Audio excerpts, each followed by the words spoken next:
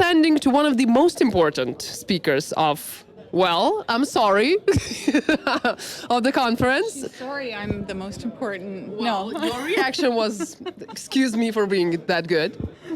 But yeah, I had a small talk with you 5 minutes ago, and you told me more than I can fit in these 5 minutes we have with you. So I don't know, what will be your conference about, like 1 minute, and then I need to know everything about your child, about your last name, about your stuff. Like, you're so interesting. Come on. So, but you will be speaking today, just hour later, I think. Yeah. I'm going to do a keynote on surviving microservices.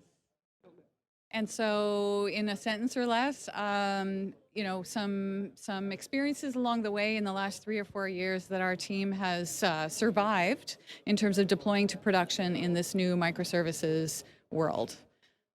It's complicated. Believe me, everything is complicated for me. Whatever I hear today is complicated.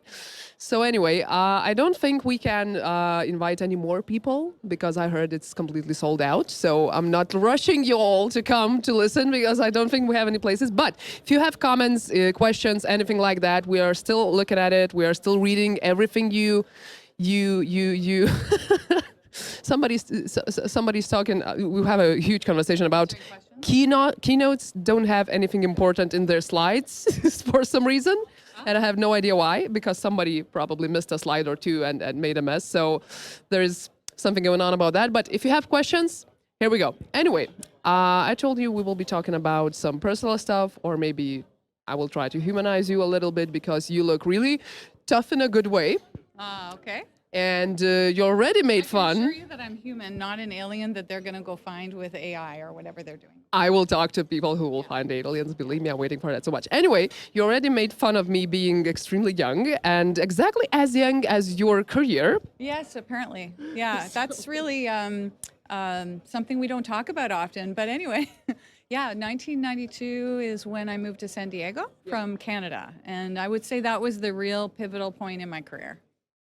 Well, I felt old till this moment, but I mean... You shouldn't feel old at all. I mean... I would highly recommend you not feel old. I'll try that. Anyway, I know this is your first time in Lithuania. Yes, it is Right. my first time. I'm only just getting here last night, very, very late. I actually learned something new. It was really fun on my trip. So I had a layover in Frankfurt. Apparently there's 2 flights to Lithuania on Lufthansa. One's at 11 when my plane arrived, so I couldn't get it. And then one is like at 8 at night. So I had a 9-hour record layover. Okay. But here's the thing. They have a spa in the Senator Club in the airport, and I got a facial and had a nap. I needed a nap, and there was no other way to have a nap because like they don't have nap rooms, and I had all my bags, and I was alone. So I was like, okay, if I have a facial, I could fall asleep. So I did. Yes. I mean, the more you know about Lithuania, you can get a facial and a nap while traveling here. Way. Exactly. That's all I know so far. So tonight I'll find out more. But yeah. Are you coming to the VIP bar upstairs? Do you know about it? I do. Yes. Were you there? Yes. I will be there. Aha, I know we will have a robot there that will be serving the drinks for tonight, just specifically for this event. Somebody made a robot for, I don't know, bartender. I So hope he doesn't spill because on my way here, another thing that happened is the guy next to me like knocked over a drink on my laptop, but it survived. okay. So the robot needs to be good at serving drinks. Yeah. Does he make the drinks too? I think he does. When? Like a long time ago, before you were born. Really? I shouldn't be making jokes about that, but it's really, really tempting. So, anyway, okay, you, well, if I try to stalk you, which I did, I can only find really serious professional information about what you do, what you achieved, and so on and so on and so on. And very little personal information like you like fine wine, as we talked about it, who doesn't? And that you have a family that keeps you on the ground while you keep busy. So what about that? So yeah, in 1992, a month after I moved to San Diego, I met my husband. We married 9 years later or 7 years later, and then we had a son 8 years later. So I have an 11-year-old. Do the math, or don't. But yeah, I have an 11-year-old. His name is Juan Pablo, and he's a handful. I mean, it's harder now. So my job is easy. I used to work 16-hour days. I used to work all weekends. Now I still work all the time, but Half of it is how fast can I finish my job so that I can help him for like 4 hours on homework because he doesn't want to do it. Not because he's not capable. It's I have to motivate him. I have to bribe him. I have to. I mean, it's exhausting. Now I need wine after homework.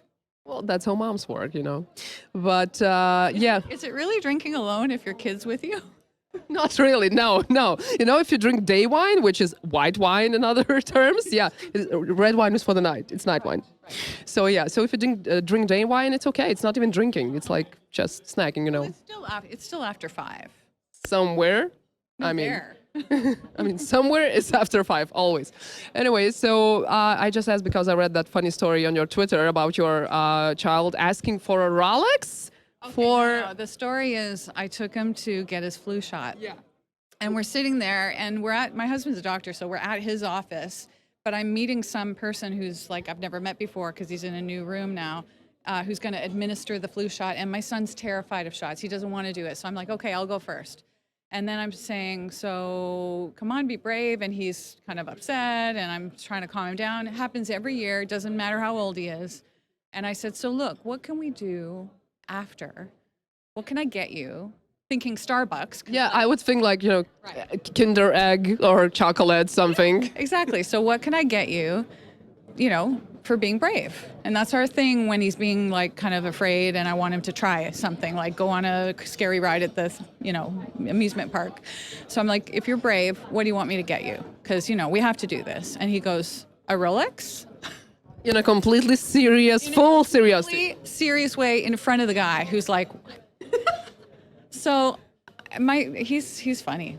I mean, these stories are funny to find about your life, especially when you, I mean, look at you. You are dominating me with energy, which is pretty rare, and you are like fully on power, just going. I mean, yeah, traveling through the world and speaking everywhere. So this is, I mean, cute to hear that you have that also kind of life where you have to have the day wine to keep it going because of the family and you're still human too. Anyway, so I think we are almost done there. Just, I don't know, one more thing you want to say to people who will be watching you on the stage because keynotes, I think, will be live on the YouTube. Microservices are hard. 11-year homework is harder. Especially if you don't have a lot of Rolexes. Okay, thank you very much.